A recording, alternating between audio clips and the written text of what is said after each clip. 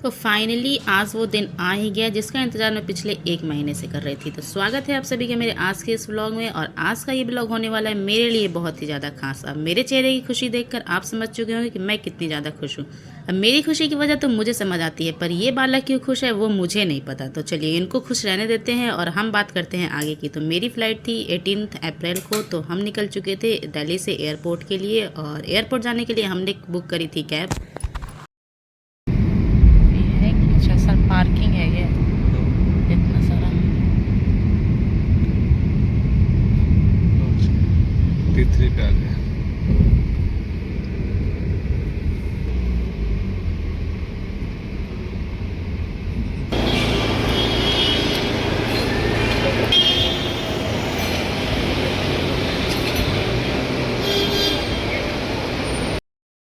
तो अब हम पहुंच चुके थे एयरपोर्ट। हमें यहां से चेक इन करनी थी, पर उसके पहले हमें करना था किसी को बड़े ही कठोरता से बाय बाय, क्योंकि अब हम जा रहे थे कहीं और उनको छोड़ करके। तो इसीलिए मुझे अपने पतिदेव को यहां पर बाय बाय करना था। तो थोड़ा इमोशनल मोमेंट था, पर क्या करें, वो भी हमें करना था क्योंकि सारी खुशी लाइफ में एक साथ मिलती नहीं है। खुशियाँ हमें बांट बांट के मिलती है। तो इसीलिए अब मुझे मायके जाना है, तो पतिदेव से मुझे दूर होना था। तो चलिए अब हम चलते हैं दूसरे ट्रैक पर। और यहाँ पर मेरे पतिदेव जा चुके थे। एंट्री कर ली थी और हमें जाना था बोर्डिंग पास लेने के लिए। तो उसके लिए हम पहले पूछते हैं कि हमारी फ़्लाइट की बोर्डिंग पास किस काउंटर पर मिलती है। तो हमें मिल रहा था हमारे बोर्डिंग पास ई नंबर काउंटर पे, क्योंकि यहाँ हर फ्लाइट की अलग अलग काउंटर पे बोर्डिंग पास मिलती है। तो हम चले जाते हैं काउंटर नंबर ई पर।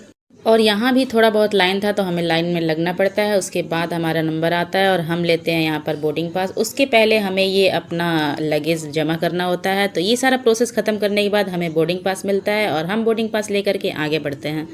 तो जब हमें बोर्डिंग पास मिलता है तभी हमें ये पता चलता है कि हमें कितने नंबर गेट से एंट्री करनी है। तो मेरे टिकट पर लिखा हुआ था 34 गेट, तो इसके लिए हमें जाना था 34 नंबर गेट पर। और डिस्टेंस काफ़ी, तो मैं और कितना ही अकेले चलूँगी। तो चलिए हम और आप साथ में चलते हैं और यहाँ का नज़ारा देखते हुए हम पहुँचेंगे 34 गेट पर।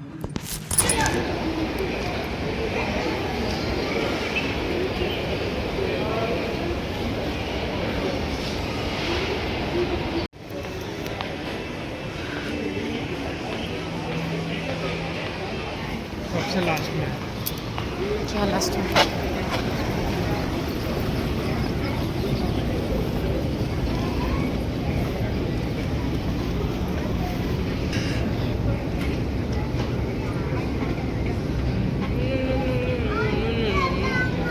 तीन सात अब गेट 42 से रवाना होगी।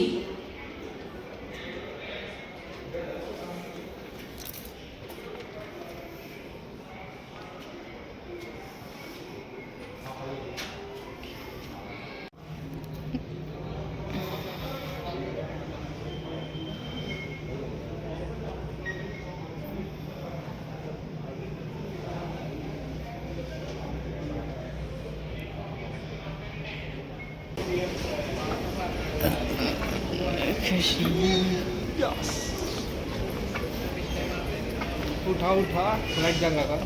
ऊपर पकड़ लो।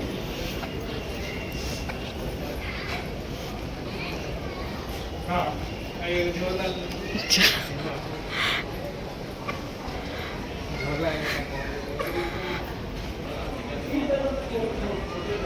हाफ एन आवर के वेट के बाद हमारी फ़्लाइट की अनाउंसमेंट हो चुकी थी। तो हम आगे बढ़ रहे थे फ़्लाइट में एंट्री करने के लिए। और फ्लाइट में आने के बाद हम अपनी सीट पर बैठ चुके थे। उसके कुछ देर के बाद यहाँ पर और इसके साथ साथ वो यहाँ का प्रोसीजर भी समझाते हैं हमें। और यहाँ पर मुझे ऐसा पहली बार हुआ था कि विंडो सीट नहीं मिला था, उसका मुझे थोड़ा दुख था, पर उसके साथ साथ मुझे घर जाने की ज़्यादा खुशी थी।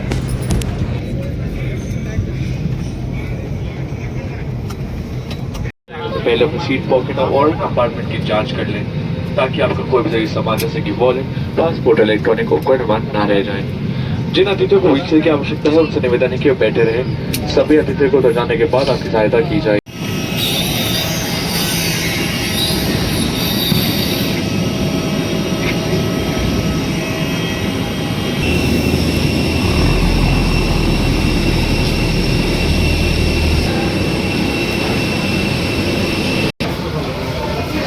तो 1.5 घंटे की फ़्लाइट के बाद हम पहुंच चुके थे पटना एयरपोर्ट और यहाँ पर फाइनली अब बहुत ही कम टाइम बचा था मुझे अपने घर पहुंचने में। तो यहाँ से हम बाहर निकलते हैं और उसके बाद अपना लगेज लेंगे। उसके बाद गाड़ी हमारी बाहर में ही खड़ी है तो उससे हम अपने घर जाएंगे।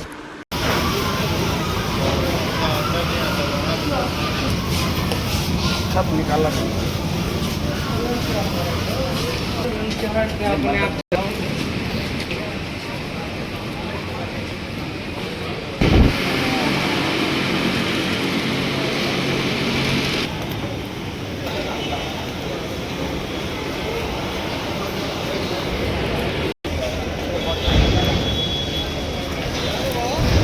गाड़ी